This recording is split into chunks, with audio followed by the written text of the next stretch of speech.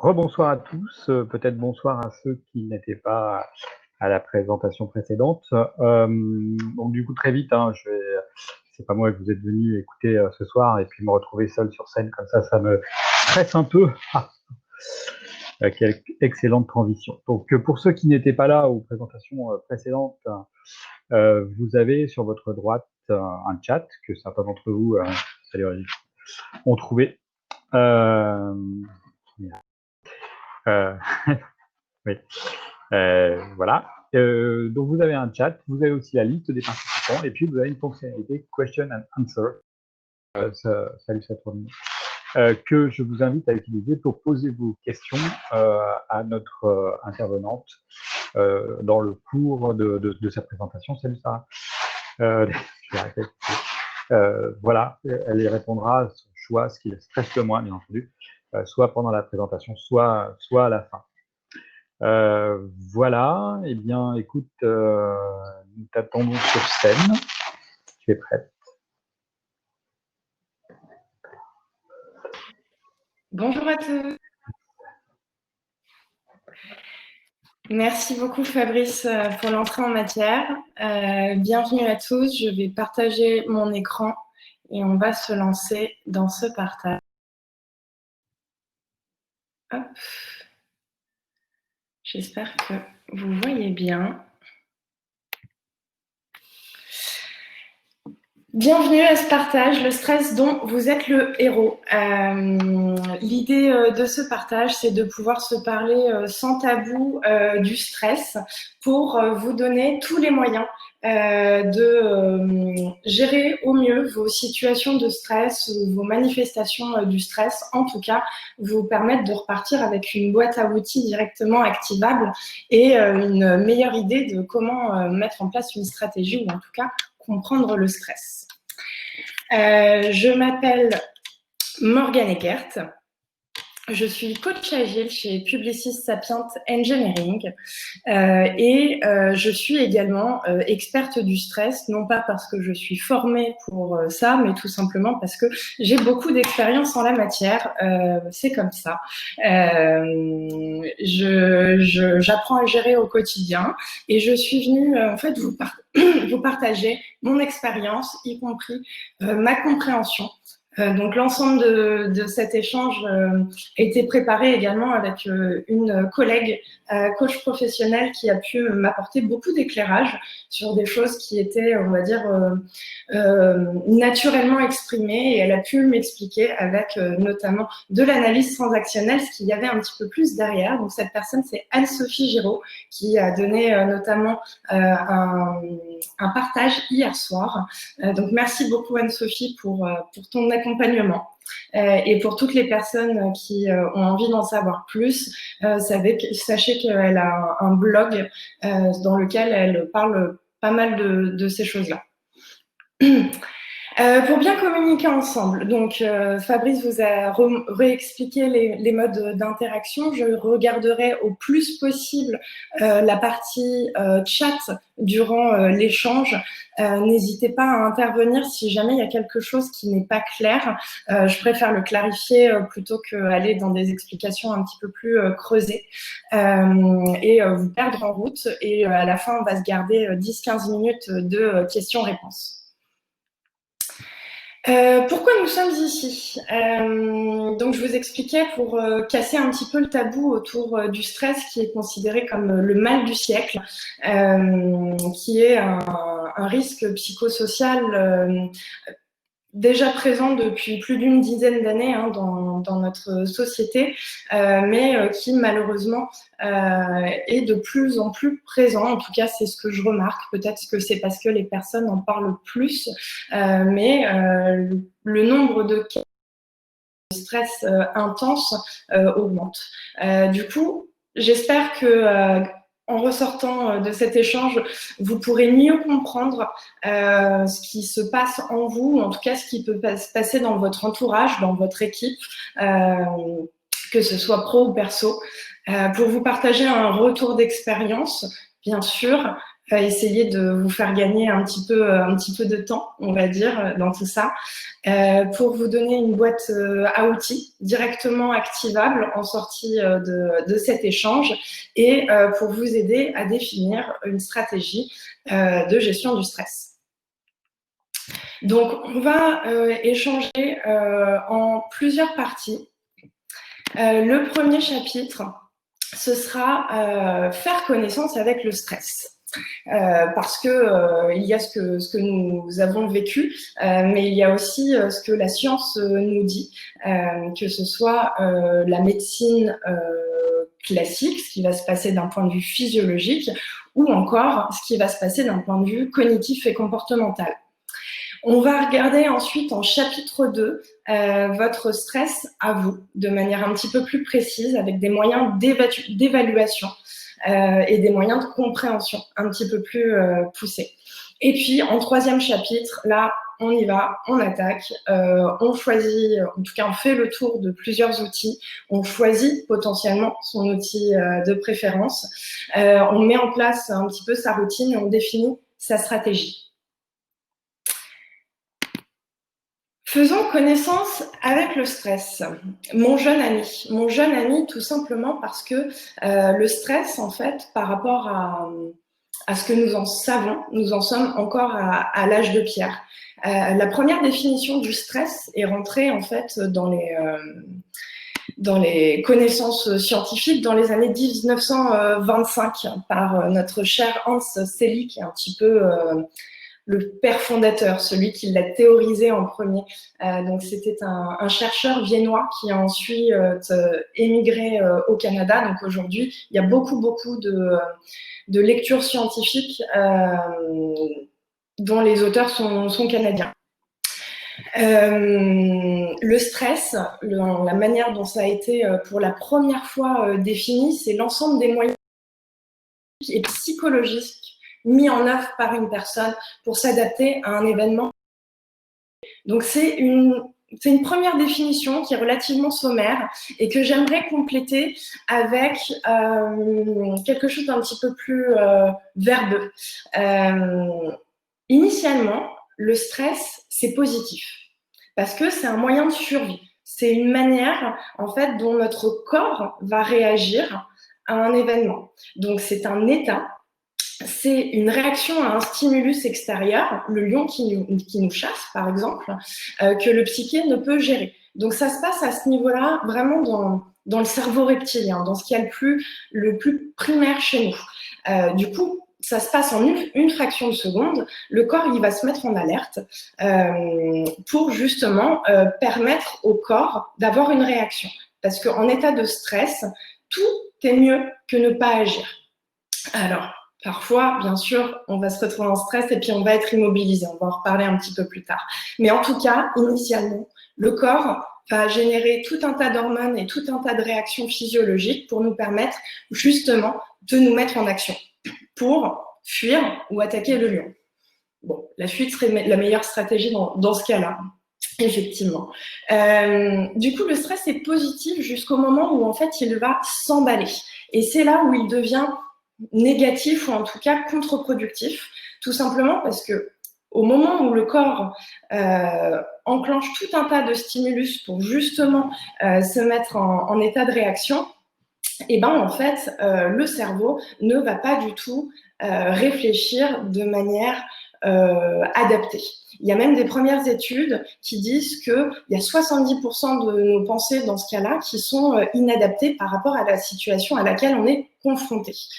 Donc, effectivement, le cerveau reptilien, c'est la base de la réaction, mais il y a ensuite le cerveau limbique, qui est le centre des émotions, le néocortex, qui est le centre de l'intelligence, de la réflexion, de la créativité.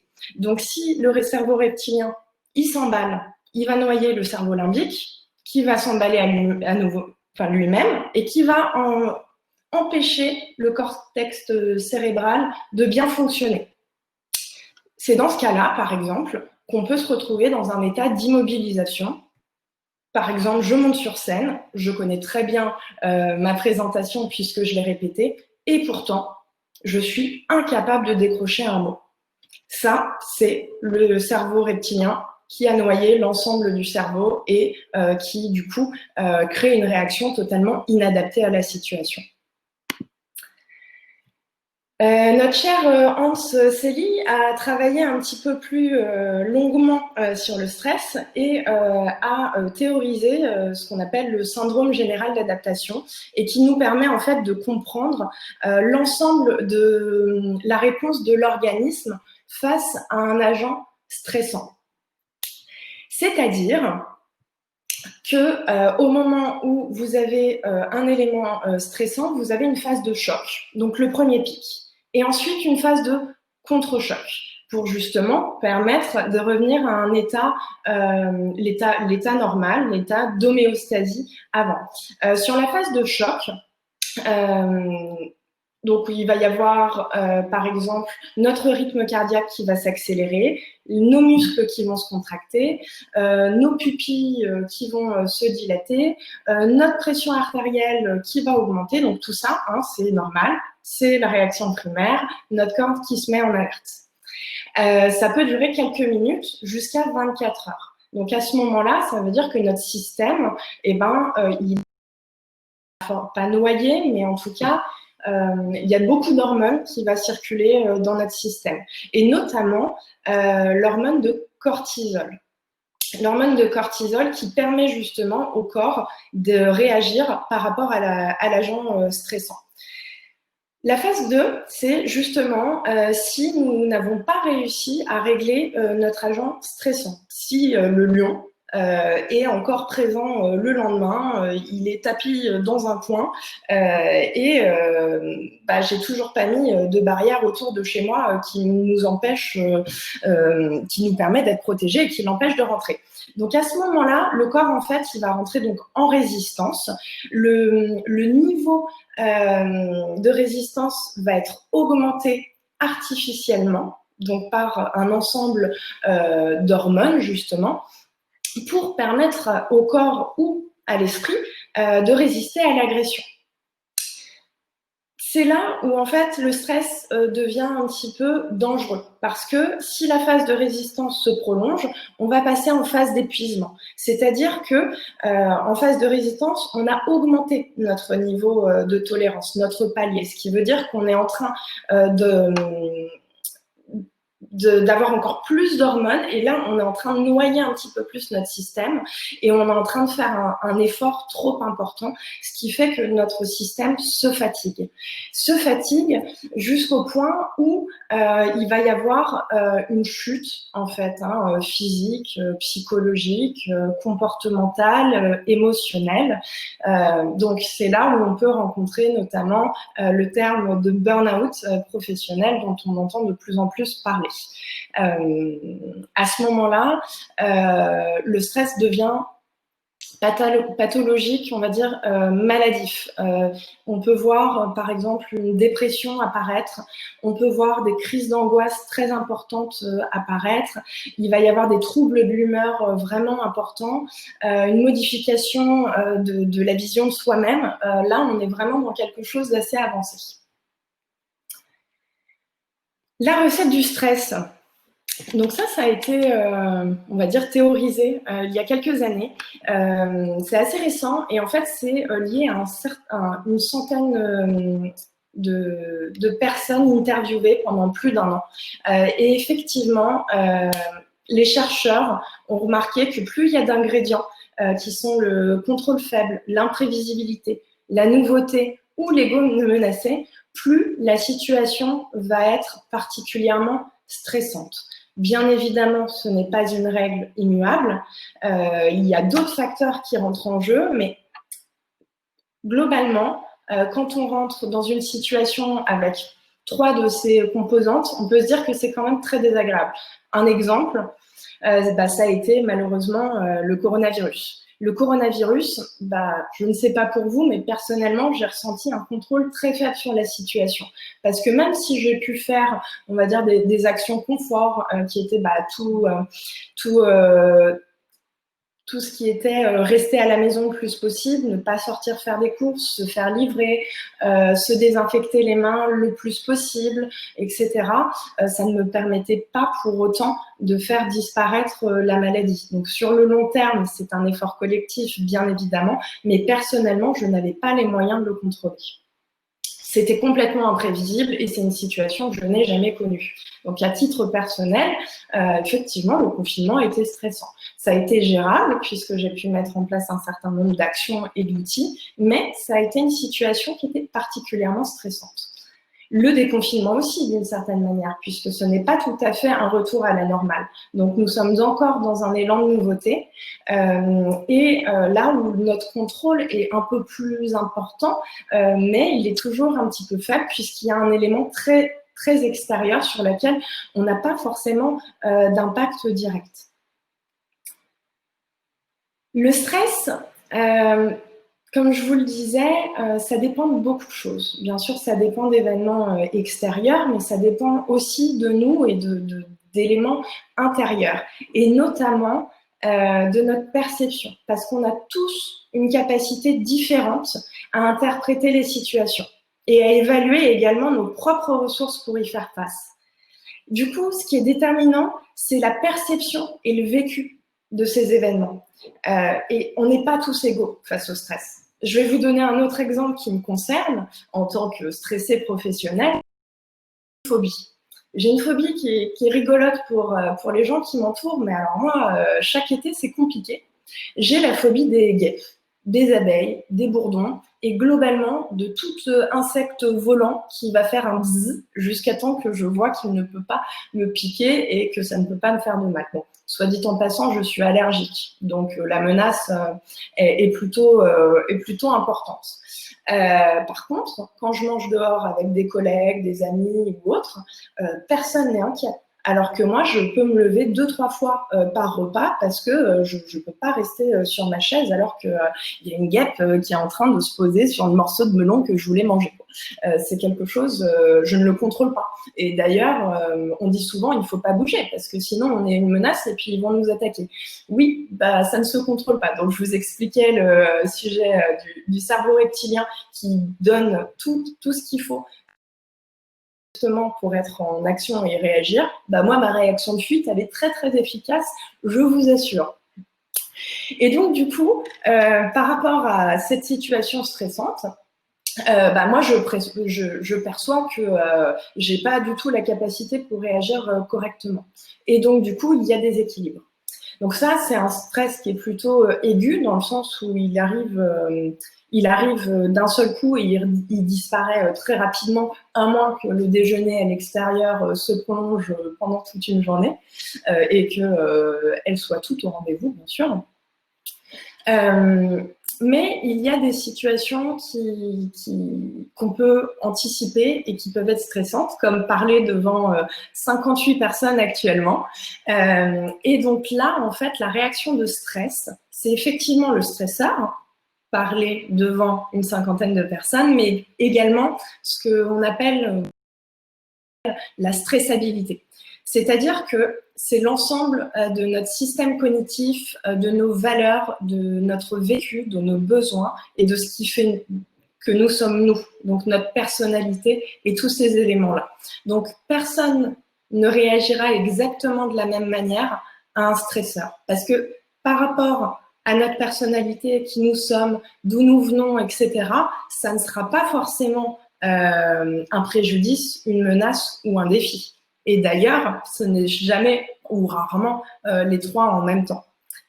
Donc, à chaque situation va émaner une réaction et surtout une émotion. Et toujours dans la lignée de nous ne sommes pas tous égaux face au stress, nous avons également une capacité d'absorption différente. Donc, on va prendre la métaphore de la bouteille qui fonctionne très bien. La bouteille, donc son volume, c'est notre capacité d'absorption. Donc, chaque personne a une capacité différente. Peut-être que ma bouteille fait 1 litre, que d'autres bouteilles en font 2, 10, 10 centilitres, on ne sait pas. C'est difficilement quantifiable. L'eau représente le stress. Et donc, du coup, chaque cause de stress occupe un volume supplémentaire dans la bouteille. Et donc, nous avons vu que nous avons un niveau optimal. Donc, le niveau optimal, c'est le niveau où le stress n'est pas encore négatif. C'est-à-dire avant d'entrer en phase de résistance. Donc, ça veut dire que chaque cause de stress, en fait, va remplir petit à petit notre bouteille jusqu'à atteindre un point de limite. Et c'est là, c'est ce point de bascule-là, entre la résistance et l'épuisement, qu'il faut guetter. C'est très difficile. Moi, personnellement, je sais reconnaître les prémices de ma phase de résistance désormais par l'expérience. Malheureusement, j'ai dû tomber en phase d'épuisement pour l'apprendre. Donc, j'espère qu'avec cet échange, vous arriverez à définir un petit peu vous, votre palier de résistance et votre capacité maximale d'absorption. Donc, du coup, chaque cause de stress, chaque goutte aussi dans cette bouteille, bien sûr, est évaluée selon 3 variables. L'intensité, la durée et aussi la capacité à absorber, donc la capacité, on va dire, à fermer la parenthèse sur l'agent stressant et donc, du coup, à avoir la phase de contre-choc et rester en phase d'alarme. Petite précision. Le stress, c'est quelque chose de différent de l'anxiété et de l'angoisse. Alors, c'est un tout, c'est un cercle vicieux, on pourrait même dire, mais c'est complètement différent. Donc, le stress, c'est vraiment la réaction physiologique et cognitive à un élément que l'on estime comme étant un préjudice, une menace ou un défi. Et ça va pouvoir générer en fait de l'anxiété. D'ailleurs, l'anxiété est souvent rapprochée de la phase de résistance, voire parfois de la phase d'épuisement, puisqu'en phase d'épuisement, on peut être en phase de dépression, je dirais, et les médecins appellent aussi ça le syndrome général d'anxiété. Donc, c'est une anxiété qui est très diffuse, mais pérenne, et qui, en fait, va générer de l'angoisse. C'est-à-dire que en accumulant beaucoup d'anxiété, en remplissant beaucoup sa bouteille, et ben en fait, on va générer de l'angoisse. Et justement, l'expression c'est la goutte d'eau qui fait déborder le vase pourrait fonctionner aussi dans ce cas-là, sauf que quand on fait déborder notre bouteille, on passe en phase d'épuisement. Et en général, on doit se reposer très rapidement. Donc, le stress génère de l'anxiété. L'anxiété génère de l'angoisse. Et l'angoisse va générer de l'anxiété. Et là, en fait, il y a un effet rebond. Et du coup, ça peut être compliqué de sortir de phase d'anxiété. Mais je vais vous raconter comment est-ce que moi, j'ai pu traiter mon anxiété grâce à certains outils très efficaces. Pour cette prochaine partie, on va s'intéresser un petit peu plus à votre stress. Alors, du coup, je vous ai raconté comment le stress fonctionnait globalement, mais il y a 2 notions de stress encore différentes dans lesquelles vous allez peut-être vous reconnaître ou reconnaître quelqu'un de votre entourage. C'est le stress aigu ou le stress chronique. Alors, le stress aigu ne se prolonge pas dans la durée. Ça va être, par exemple, un ballon qui va éclater à côté de votre oreille. Donc, c'est un événement inhabituel, spécifique, déstabilisant, ou une situation particulièrement menaçante, comme un conflit, par exemple. Un stress chronique, c'est un stress qui va être plutôt installé chez l'individu, et en général, c'est la conséquence de l'exposition répétée ou continue à des sources de stress. À partir de ce moment-là, c'est là où du coup c'est un petit peu lié à l'anxiété concrètement qui s'installe, et donc du coup on va dire que on devient un petit peu à fleur de peau et on est beaucoup plus sensible au stress. Donc connaître un petit peu à vous, proposer un choix. Donc justement, vous êtes à une fourche, vous êtes votre propre héros et vous pouvez commencer, par exemple, par vous fixer un objectif à atteindre. Donc, j'ai pris un exemple de baromètre du stress qui me parle très bien. Moi, personnellement, quand je rentre... Il faudrait que tu coupes ta caméra pour que le son soit meilleur. Que je coupe ma caméra? D'accord. Vous me dites si c'est mieux? Je regarde du coup le chat en même temps maintenant. Donc, par rapport à votre baromètre du stress, super, merci beaucoup Armel. Par rapport à votre baromètre du stress, donc si vous êtes plutôt dans un cas de stress chronique, essayez de vous demander sur une échelle de 1 à 10, à combien est-ce que vous vous situez sur votre niveau de stress? Alors, c'est pas évident, hein, parce que du coup, c'est de la perception. Et il n'y a pas de bonne ou de mauvaise réponse à ce niveau-là. L'important, c'est de prendre la température à un instant T. Et demandez-vous aussi sur cette même échelle à combien est-ce que vous aimeriez être. Ça va vous permettre déjà de définir le point de départ et idéalement le point d'arrivée ou alors un jalon sur votre cheminement, puisque ça peut durer un petit peu dans le temps, une stratégie de stress, et donc les choses peuvent évoluer. Dans le cas d'un stress aigu, vous allez voir, il y a des outils un petit peu plus loin dans la présentation qui vont vous permettre de faire face à des situations. Une autre branche de cette fourche que vous pourriez prendre en tant que futur héros de votre stress, c'est une évaluation sur l'échelle du stress perçu. Alors là, je vais essayer de vous chatter. Oups, excusez-moi. Non, je ne vais pas vous chatter. Je vous laisse regarder l'URL si vous souhaitez aller télécharger le petit test que je vous ai préparé. Donc, c'est un WeTransfer et un fichier Excel à l'intérieur. Ça prendra 1 minute, je pense. Le test est très rapide. C'est 10 questions. Donc, je pense qu'en 3 minutes, vous pouvez le faire.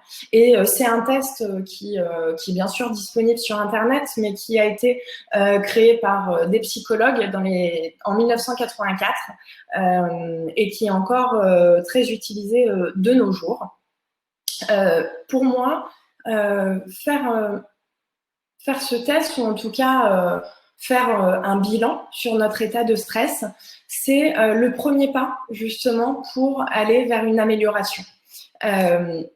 Tout simplement parce que comprendre, ça va vous permettre d'agir au bon endroit et de ne pas forcément juste considérer les symptômes, mais essayer de trouver la cause et du coup d'avoir une stratégie encore plus efficace.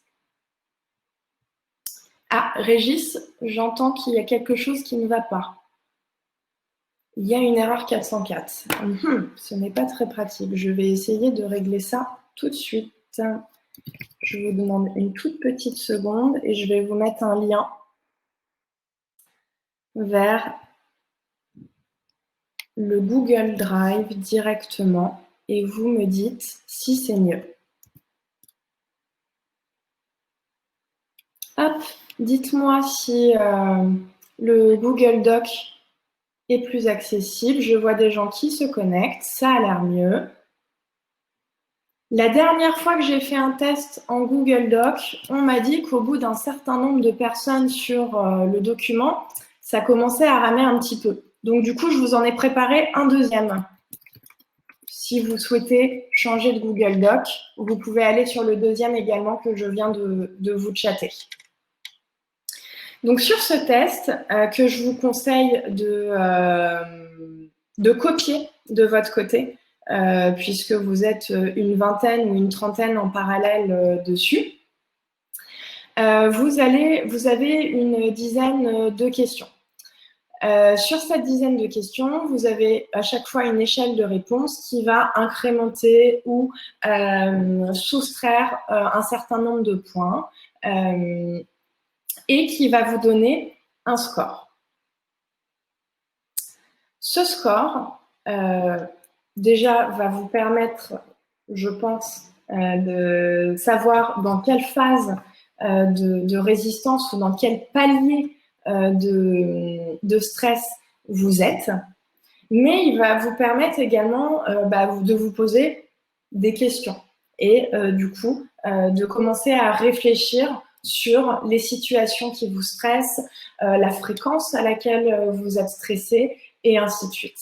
Donc du coup, c'est pas tant le résultat, je trouve, qui est important, puisque comme dans chaque test, la finalité, c'est beaucoup d'être mis, on va dire, dans des cases, et je ne pense pas que la vérité se trouve dans une case spécifiquement, mais ça donne un premier pouls, une première direction vers laquelle il est possible d'aller. Ce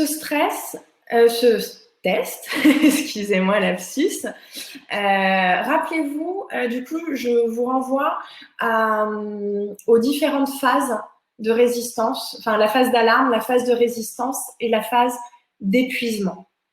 Donc ça va vous permettre, en tout cas moi, ce que ça m'a permis, c'est de savoir quelle était l'intensité des efforts que je devais fournir et quel type d'efforts je devais fournir pour pouvoir baisser le niveau d'eau qu'il y avait dans ma bouteille. En phase d'épuisement, je ne vais pas vous le cacher, il faut commencer par se reposer parce que le corps, il est complètement inflammé. Tout est inflammé. Enfin, en tout cas, moi, c'était comme ça que je le définissais. Mes réactions étaient inflammées. J'avais l'impression d'avoir une loupe sur mes émotions.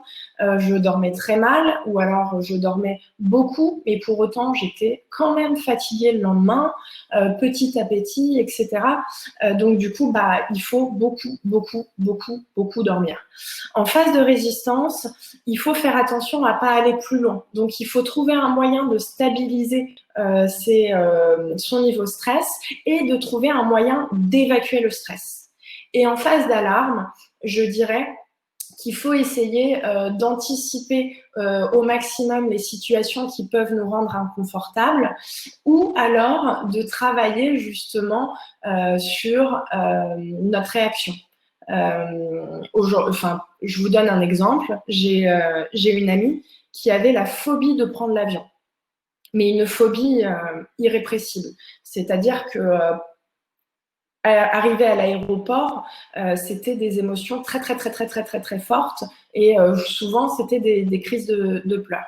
Cette personne, avec un outil dont je vais vous parler juste après, qui est la cohérence cardiaque et un petit accompagnement, a réussi justement à gérer sa phobie jusqu'à faire une lune de miel au Sri Lanka et arriver à passer 10 heures dans l'avion. Et dorénavant, elle prend l'avion tous les ans. Donc en fait, comme elle a réussi à travailler sur ce qu'il y avait vraiment sur son système cognitif, et du coup, la situation est beaucoup plus acceptable pour elle. Il y a une troisième fourche encore, une troisième branche à cette fourche, excusez-moi. C'est les manifestations du stress. Donc moi, en fait, ça a été aussi un de mes premiers pas, c'est pour comprendre ma cause, c'était de passer par mes symptômes. Donc, personnellement, je visualise le stress comme une grosse batterie dans laquelle il y a 3 plus petites batteries qui sont les manifestations physiques, donc les problèmes de santé récurrents, les maux de dos, la prise de poids, la perte de poids, les rougeurs, tout ce qui est problème de peau, l'eczéma, ou alors des problèmes de respiration, puisque le corps est tout le temps contracté pour être en alerte et être en action. Donc, en fait, le rythme cardiaque s'accélère, la respiration aussi. Donc, nos côtes vont venir, en fait, se verrouiller d'une certaine manière. Or, des grincements de dents, des raideurs musculaires, des tics nerveux, enfin, tout petit passé. Mais il y a également, du coup, des manifestations qui sont plutôt mentales, donc qui sont de l'ordre de la réflexion. Donc, ce qui va se passer, on va dire, dans notre tête, notre flux de pensée. On peut faire de la rumination. Par exemple, avoir du mal à couper du travail ou des problèmes qu'on a perçus au travail en rentrant à la maison, jusqu'au moment du coucher où ça devient dormir, parce que en fait, notre cerveau nous ramène toujours à un événement qui nous a stressé dans la journée. Il peut y avoir des troubles de la mémoire, des problèmes d'élocution, plein de réactions, de fermement également. Il peut y avoir une qualité, une baisse d'efficacité au travail parce que notre esprit est justement occupé à plein d'autres choses. On n'arrive pas forcément à être concentré. Et il y a également des manifestations, excusez-moi, émotionnelles. Donc là, qui sont de l'ordre du ressenti. Et on va, par exemple, être à fleur de peau. C'est ce dont je vous parlais dans la phase un petit peu d'épuisement que moi j'avais ressenti.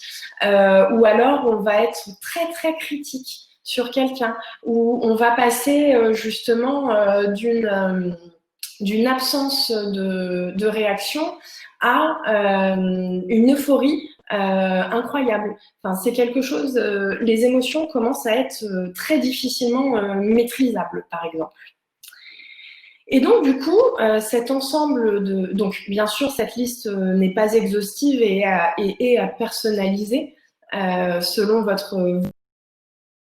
mais je trouve que c'est un bon moyen de s'observer et d'essayer de trouver, en fait, les bons points sur lesquels agir. Et personnellement, ce qui m'a beaucoup aidé, ça a été justement de visualiser mes batteries, ma batterie du stress, qui est alimentée par 3 petites autres batteries qui sont en lien les unes aux autres. Quand je suis fatiguée, personnellement, je suis moins concentrée et je suis plus irritable. Je pense que les personnes qui ont été privées de sommeil ces derniers mois ou ces dernières années aussi sauront voir l'impact que ça peut avoir sur le mental et l'émotion. Ce qui est difficile dans cette situation, c'est qu'on ne vaut que notre batterie la plus faible, puisqu'elles sont toutes les 3 reliées. Et ben, on fonctionne au rythme de la batterie la plus vide. Donc, une des techniques relativement efficaces pour baisser son niveau d'eau dans sa bouteille et essayer de revenir plus vers la phase d'alarme plutôt qu'aller vers la phase d'épuisement, c'est justement d'agir sur la batterie la plus faible. Je vous dirais dans ces cas-là, considérez 2 batteries.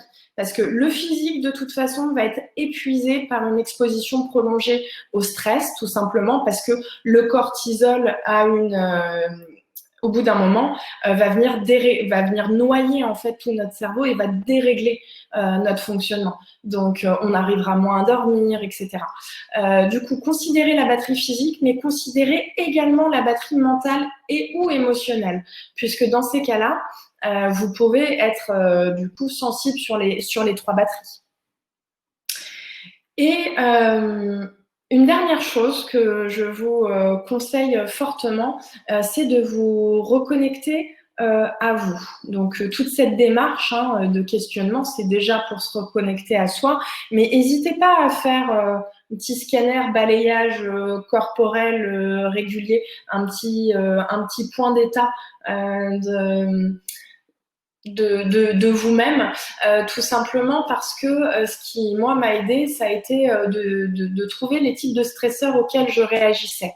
Est-ce qu'ils étaient internes, c'est-à-dire issus de ma personnalité, par exemple, je suis perfectionniste, ou est-ce que c'était externe? Est-ce que c'est une situation? Est-ce que c'est un événement particulier? Est-ce que c'est un ballon qui a éclaté à côté de mon oreille? Et donc, du coup, justement, est-ce que c'est un ballon? Donc, est-ce que c'est arrivé de manière immédiate et je n'avais aucun moyen de le prévenir? Ou est-ce que c'était plutôt anticipable, comme parler en public? Et dans ce cas-là, j'ai les moyens de me préparer. Ou en tout cas, j'ai les moyens de me renseigner et de faire tout un tas de choses, un plan d'action pour essayer de contrôler au mieux la situation. Et donc, dans ce cas-là, enlever un des ingrédients du stress dont je vous ai parlé précédemment. Mais également, faire ce scan régulier, ça me permet de voir en fait dans la journée qu'est-ce qui m'a stressé, combien de temps ça a duré et est-ce que c'était très très intense. Ça me donne aussi une indication sur mon état de fatigue et sur, on va dire, on va pouvoir un petit peu prioriser ces facteurs de stress. Et donc, parce que bien sûr, on ne peut pas agir sur tout. Il faut commencer quelque part et avec les moyens qu'on a. Et le premier moyen, c'est du temps, notamment. Donc, du coup, ces questionnements-là vont vous permettre, en fait, de définir sur quoi vous pouvez réellement agir, puisque dans chaque situation, il y a des éléments qui sont maîtrisables et d'autres non. On va revenir là-dessus juste après. Pour cette troisième partie, ce troisième chapitre, je vous propose d'attaquer concrètement la situation. Je vais vous parler d'outils que j'ai pu tester, d'outils dont on m'a parlé, de stratégies aussi recommandées ou non recommandées. Tout ça issu aussi de lectures scientifiques. On ne joue pas à l'apprenti sorcier. Mais en tout cas, je vais vous raconter comment moi, j'ai pu le voir ou le percevoir. Donc, il faut savoir que dans une situation de stress, comme je vous l'expliquais, c'est le cerveau reptilien qui se met en fonctionnement et qui va générer une réaction. Tout simplement parce qu'un individu ne peut pas rester inactif dans une situation de stress.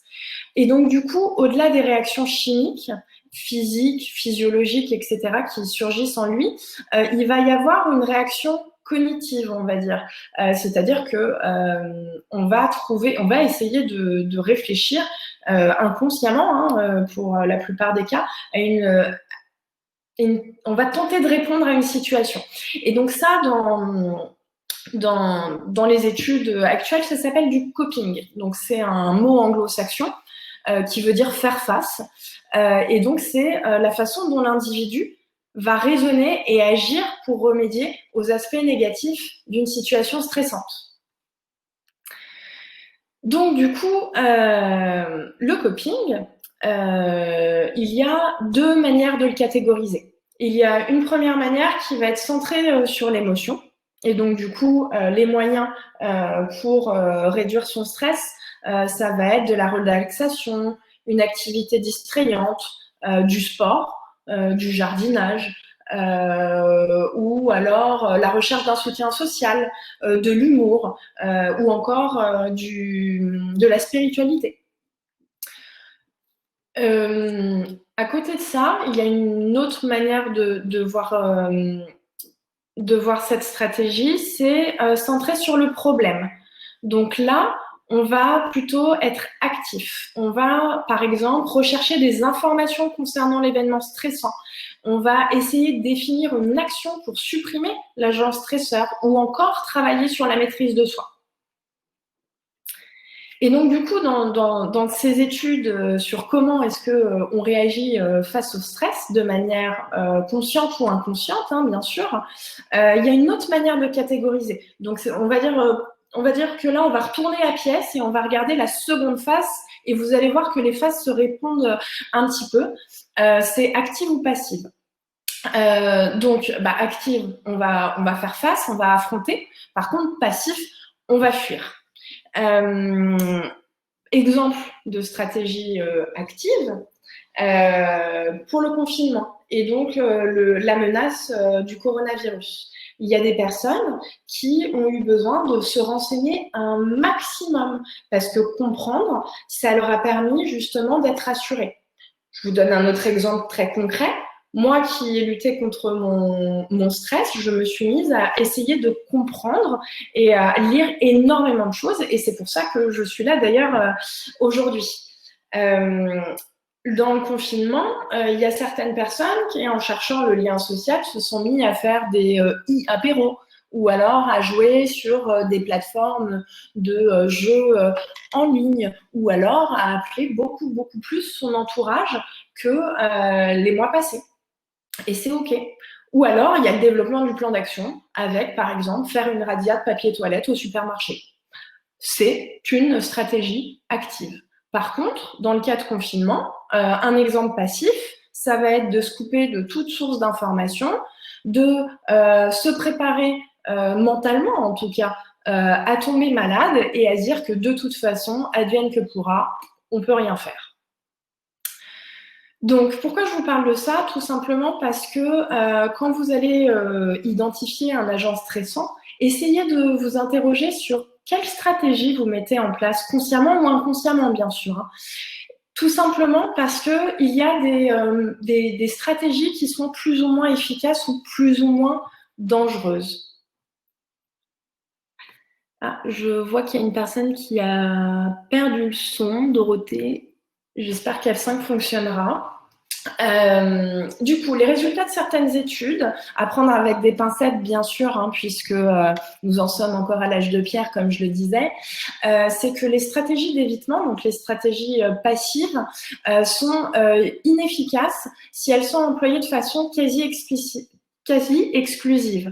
Par contre, si on commence à étayer ça avec une approche centrée sur le problème, c'est beaucoup plus efficace. D'ailleurs, les stratégies centrées sur le problème sont les plus efficaces aujourd'hui et le contrôle de la situation semble être un des éléments les plus intéressants à exploiter. Par contre, les stratégies qui sont centrées sur l'émotion et qui sont passives pourraient, à long terme, provoquer des effets nocifs. Et ça, vraiment, soyez vigilants parce que du coup, si je puis me permettre, faire l'autruche, ça reste dangereux parce que les éléments de stress, le lion, continue à tourner autour de l'autruche, mais l'autruche ne le voit pas jusqu'au moment où, crac. Pour déterminer des actions efficaces, je vous propose, du coup, quand vous essayez d'être centré sur le problème, de réfléchir en différentes catégories. Sur quoi est-ce que vous pouvez avoir de l'impact? Par contre, est-ce que sur cet élément stressant, vous avez une zone qui est hors impact et qui ne dépend pas du tout de vous? Est-ce que pour essayer d'agir sur cette zone, vous avez une zone d'influence possible? Et attention, parce que si vous ne pouvez pas du tout avoir d'impact, en général, il y a des actions confort qui se mettent en place, hein. Moi, personnellement, j'ai pris 6 kilos pendant le confinement. Ce n'était pas dû à une inactivité de sport. Mais par contre, j'ai beaucoup cuisiné. Et comme on dit qu'on mange ses émotions, j'ai fait plus 6 kilos. Bon, ça a été la mise en place d'actions confort. Je vous rassure, j'en étais consciente et ça m'allait très bien. Mais situation, ça peut être plus problématique. Du coup, essayez de réfléchir vraiment. Vous avez votre agent stressant, vous voulez mettre en place une stratégie, ok. Sur quoi je peux agir, sur quoi je peux influer, à quoi je dois faire attention dans ma stratégie. Si vous êtes centré sur les émotions, je vous encourage à penser à un équilibre global. D'ailleurs, je vous parlais d'Anne-Sophie Giraud qui parlait hier soir et qui m'a aidé à préparer le partage. Elle a fait un tech away durant le confinement qui se retrouvera sur les slides que je vais vous partager, sur CVBLPE, les croyances, les valeurs, les besoins, les limites, les parasitages et les émotions. Et donc, du coup, justement, sur tout cet équilibre, et c'est quelque chose qui est très, très intéressant et qui nous permet justement de voir qu'est-ce qui est le plus efficace quand il s'agit de déterminer des actions pour avoir un impact sur notre émotion. Donc, que ce soit au niveau du social, de la psychologie ou on va dire, de la spiritualité. Et essayez d'agir sur tout ce que vous pouvez. De toute façon, ça ne peut pas faire de mal. Mais si vous faites une stratégie uniquement centrée sur les émotions, il va y avoir à un moment un point de résistance. Pardon, je reviens en arrière.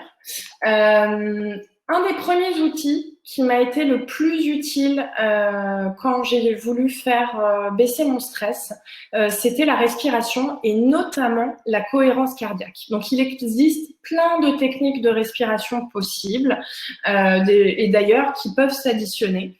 En tout cas, la respiration cardiaque, donc ça fait déjà plus d'une dizaine d'années qu'il y a des études scientifiques sur le sujet qui montrent en fait que à raison de 3 fois par jour, donc 5 minutes 3 fois par jour.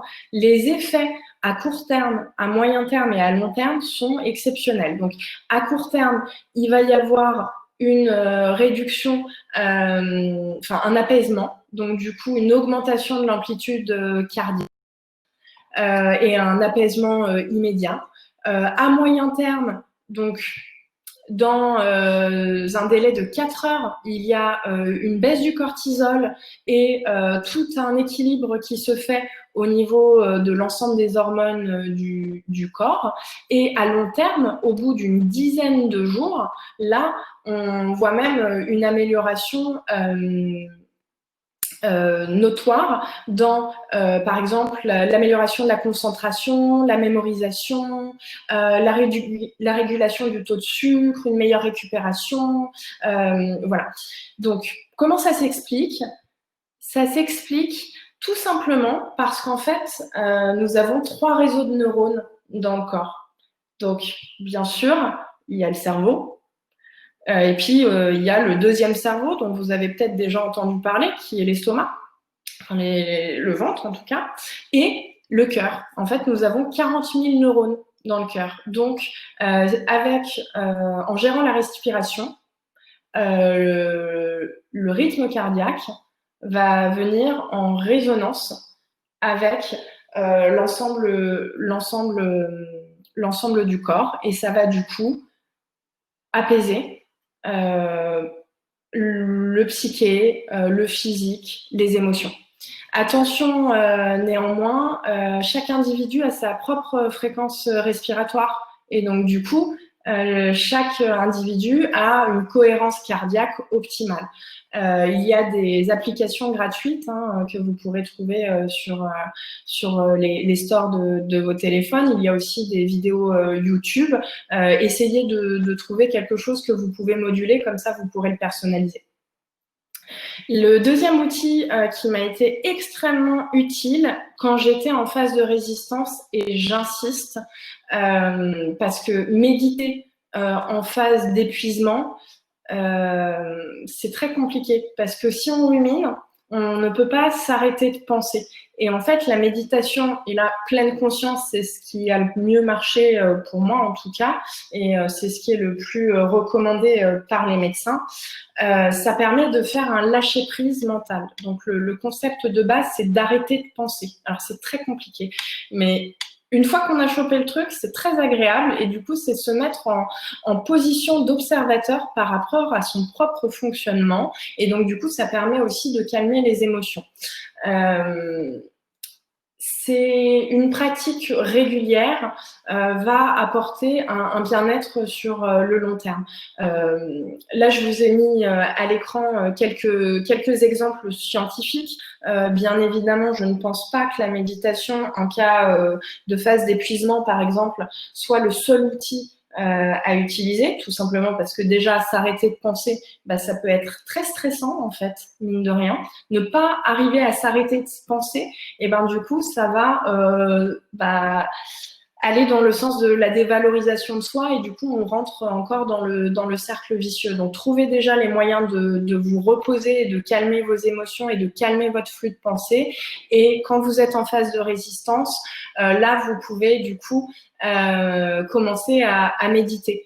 Il y a un moine tibétain qui est assez connu, français, qui participe à beaucoup d'études et qui parle beaucoup sur le sujet, qui s'appelle Mathieu Ricard. Et Mathieu Ricard s'est prêté à beaucoup de tests aussi de neurosciences.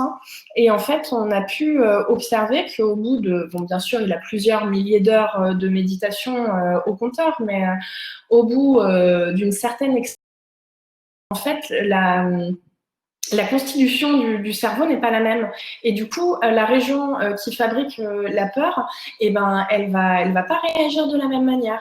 Donc, tout à l'heure, je vous parlais de l'exemple du ballon qui éclate à côté de l'oreille. Ils ont fait un test concret avec Mathieu Ricard et en fait, lui n'a pas sursauté alors que d'autres personnes ont sursauté. Donc, c'est vraiment quelque chose qui permet du coup de gérer au mieux ses émotions et du coup d'être d'être plus résistant, je dirais. Le troisième outil, c'est le changement d'état d'esprit, voir le verre à moitié plein, essayer de voir le positif même dans le négatif, essayer de penser à ses intentions plutôt qu'au regard des autres. Pour vous illustrer ce point-là, si moi je m'étais focalisée sur le regard des autres à l'idée de parler de mon stress, je n'aurais sûrement pas réussi à le faire. Par contre, en me focalisant sur mes intentions, qui étaient justement de faire partager et casser un petit peu le tabou pour essayer justement de faire en sorte que les personnes soient mieux équipées face aux situations, ça m'a donné l'énergie qu'il fallait pour monter sur scène. Essayez de raisonner en termes de valeurs et de besoins chez vous ou chez les autres, bien sûr, dans une situation donnée. Essayez de comprendre ce qu'il y a derrière la forme. Essayez de comprendre vraiment le fond et ce qui anime. Ça va vous permettre aussi de rationaliser parce que la pensée n'est pas tout le temps la réalité. Comme je vous l'expliquais, le cerveau, il va tout faire pour nous mettre en action et donc du coup, parfois on a des pensées inadaptées. Donc du coup, rationaliser. Pour illustrer ce point, par exemple, dans une situation de travail, je me retrouve régulièrement en crainte d'avoir blessé l'autre. Et donc, ce que j'ai remarqué qui fonctionnait bien aussi pour moi, et je ne suis pas la seule, j'ai une autre collègue qui fait ça, c'est de demander le feedback à l'autre directement. Alors oui, c'est pas facile, ça demande du courage d'affronter la situation, mais en même temps, on est vite fixé. Soit il est fâché, soit il n'est pas fâché, mais on va arrêter de se tournicoter le cerveau, et donc du coup, ça va nous permettre de factualiser et d'être en action. Et puis surtout, apprenez à foutez-vous la paix, comme on dit. Apprenez à lâcher prise.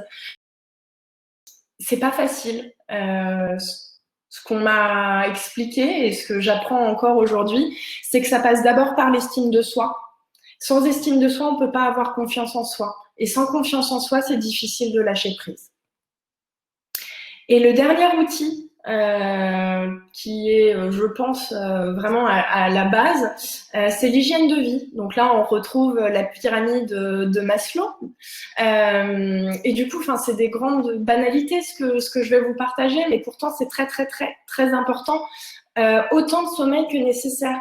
Moi, personnellement, je dors plus de 9 heures par nuit et c'est OK.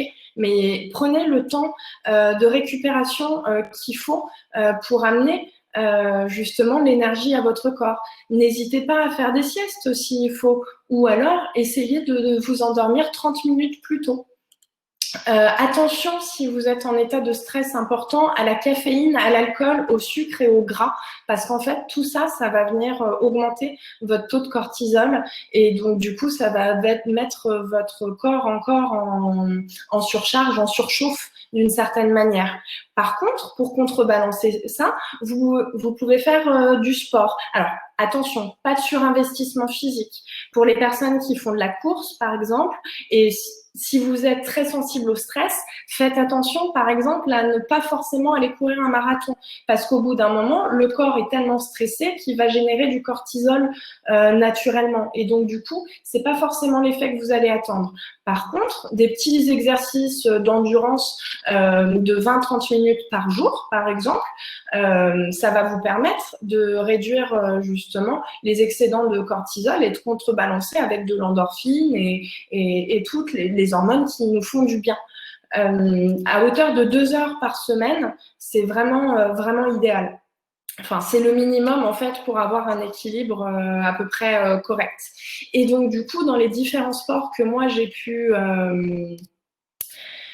tester et que je recommande beaucoup, c'est tout ce qui est les activités dites psychocorporelles, c'est-à-dire le yoga, le pilates, le tai chi ou encore le qigong. Le qigong qui est un sport donc chinois qui ressemble au tai chi, mais qui est plus axé sur la méditation et on va dire la médecine chinoise avec des points d'acupression et aussi de la visualisation mentale.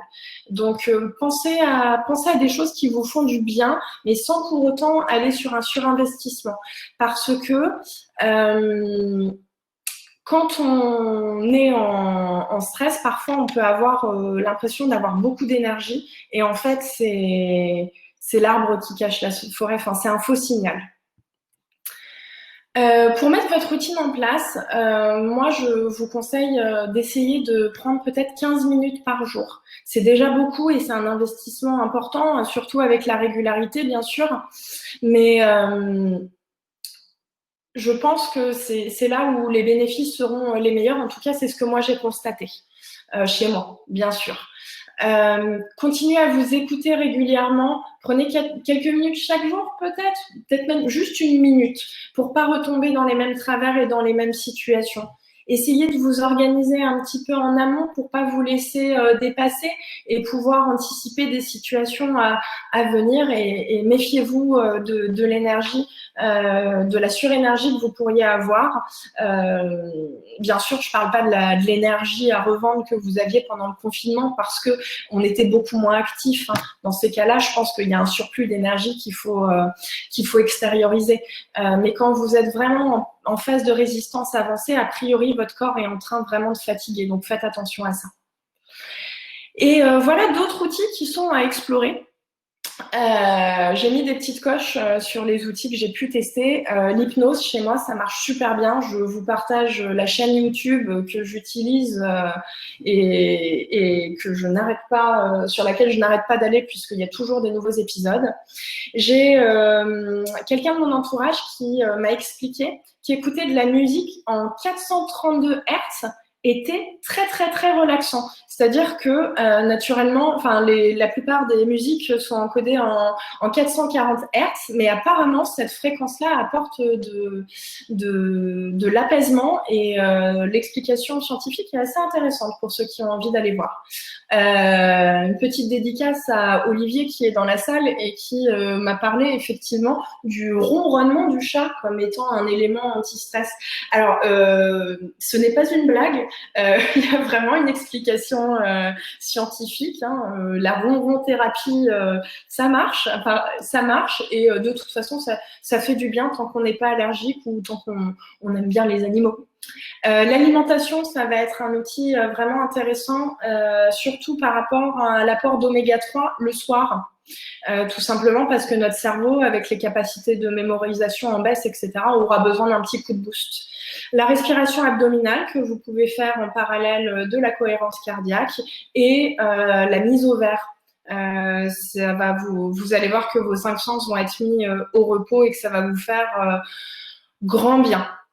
Remplacer le café par du thé, ça peut être pas mal. Et il y a certains thés qui ont des propriétés plutôt anti-stress, hein, tout comme il y en a qui ont des propriétés antioxydantes. Et puis, du coup, travailler sur son état d'esprit et essayer de travailler sur sa gratitude et rire beaucoup. Le rire, je trouve qu'on oublie de plus en plus, mais c'est un outil formidable. Voilà, en conclusion de cet échange, et je prends les questions juste après, soyez attentifs à votre type et à votre niveau de stress perçu ou constaté, bien sûr. Prenez conscience de votre capacité d'absorption. Essayez de visualiser votre niveau optimal. Et essayez de visualiser également vos batteries. Grâce aux manifestations de votre stress ou d'un scan, un balayage corporel, enfin la manière qui vous conviendra le mieux, bien sûr. Essayez au plus possible d'appliquer une stratégie active et centrée sur le problème. Bien évidemment, on a le droit d'avoir des moments où on a moins envie et de se faire plaisir et d'être centré sur ses émotions. Mais ne tombez pas dans le travers d'être exclusivement centré sur vos émotions parce que là, on tombe dans l'image de l'autruche qui met la tête dans le sable. Essayez de concentrer vos actions dans votre zone d'impact ou en tout cas votre zone d'influence, mais essayez d'avoir un bon équilibre entre les deux pour ne pas être déçu ou en tout cas ne pas vous épuiser à essayer de résoudre une situation qui ne change pas.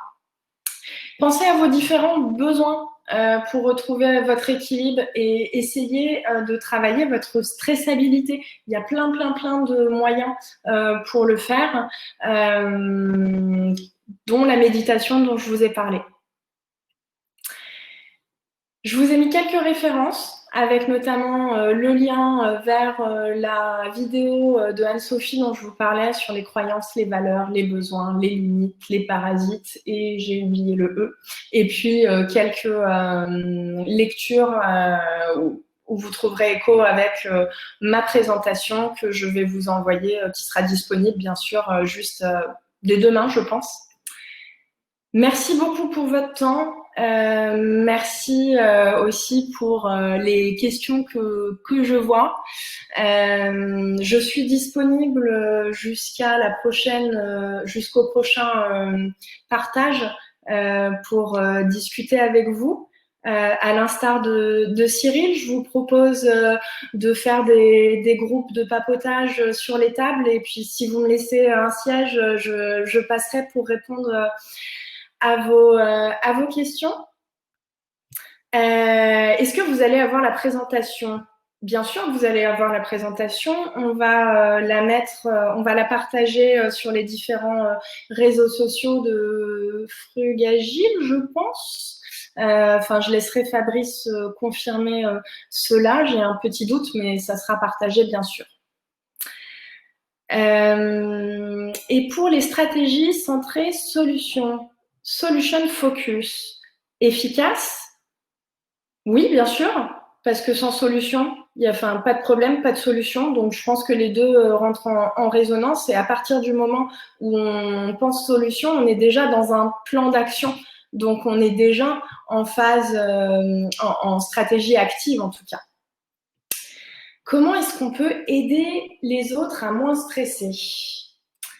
Alors, la première chose, je pense, c'est surtout de ne pas leur dire « arrête de stresser ». Parce que c'est encore pire pour l'avoir vécu. Par contre, les écouter, faire preuve d'écoute empathique, ça peut vraiment aider. Leur donner votre perception de la situation peut leur aider à factualiser. Et en tout cas, essayer de les faire sortir de leurs émotions et venir plutôt dans les faits et j'allais dire la réalité, mais non, puisque les émotions sont une réalité, mais passer de l'émotion au factuel, en tout cas, ça va les aider. Et pour faire prendre conscience du stress à quelqu'un, c'est délicat, tout simplement parce que ça peut être pris comme une très grosse agression. Donc, si la personne n'a pas du tout envie de faire cette démarche-là, je pense que c'est délicat de lui faire remarquer. Par contre, ça peut être un partage d'expérience, par exemple, qui peut faire prendre conscience à quelqu'un que la personne est aussi en stress. Est-ce que j'ai pu appliquer cela dans mon travail en tant que coach? Non. Non, tout simplement parce que ça s'apparente plutôt à du coaching professionnel et j'avoue ne pas me sentir encore légitime pour le faire. Néanmoins, dans mon travail, donc en ce moment, je suis plutôt Scrum Master d'ailleurs, je m'évertue à être la plus transparente possible et je n'ai jamais caché cette partie-là. Et d'ailleurs, je décrypte régulièrement mes réactions pour que les gens se sentent à l'aise de le faire aussi et de pouvoir venir m'en parler. Et à partir du moment où, on va dire, on se montre vulnérable, même si je n'ai pas l'impression de me rendre vulnérable parce que je le fais avec plaisir et justement parce que je trouve sain de casser le tabou, la vulnérabilité, ça va apporter de la confiance aussi. Et donc, à partir de ce moment-là, la personne peut venir en parler en face à face et j'en parle en tant que Morgane, pas en tant que coach. Comment aider quelqu'un qui est en stress mais refuse de le voir? C'est compliqué. Je répondrai par une question, c'est est-ce qu'on peut aider quelqu'un qui n'a pas envie d'être aidé? Je personne de faire le premier pas, en tout cas c'était mon cas, hein. J'ai eu les alertes, hein. Laissez-moi vous dire que mon entourage m'a bien alertée. Même mes collègues m'ont alertée, puisque j'ai commencé moi par avoir des pertes d'appétit, donc j'ai eu une belle perte de poids. Et puis j'ai eu du coup des carences alimentaires, hein. J'ai été voir le médecin, mais encore à ce stade, je refusais de voir que ma cause c'était le stress. Et donc du coup, en fait, il a fallu malheureusement que je le découvre par moi-même. Donc le meilleur moyen d'aider quelqu'un qui refuse de le voir, je pense, c'est essayer de parler de soi ou essayer de le questionner, mais ne pas y aller trop fort. Qu'est-ce qui a été le déclic pour moi? C'est pas très glorieux, mais le déclic, ça a été que non seulement j'ai perdu beaucoup de poids et donc du coup mon corps était fatigué, mais en plus j'avais du mal à dormir. Donc du coup j'avais des vertiges et puis faire une journée de travail, c'était compliqué, 1 heure et demie le matin au travail. Donc c'était que j'ai atteint ma limite en fait. Et ça a été pour moi mon plus gros apprentissage parce que jusqu'à cette période-là, je me pensais capable d'affronter n'importe quelle situation. Donc voilà, j'ai trouvé ma limite. Je me suis arrêtée à temps. J'ai fait ce qu'il faut. C'est d'ailleurs pour ça que je suis là aujourd'hui. Mais voilà, mon entourage m'a aussi beaucoup aidée en ne mettant pas la pression, en ne demandant pas quels sont mes progrès, en me laissant être comme je suis. Voilà, et Armelle, je crois que tu es arrivée pour finaliser l'échange. Exactement. Merci beaucoup en tout cas. Et je voulais juste prévenir les participants du coup que vous pouvez parler avec toi le temps de la pause. Merci beaucoup. Merci beaucoup. Et puis, je vous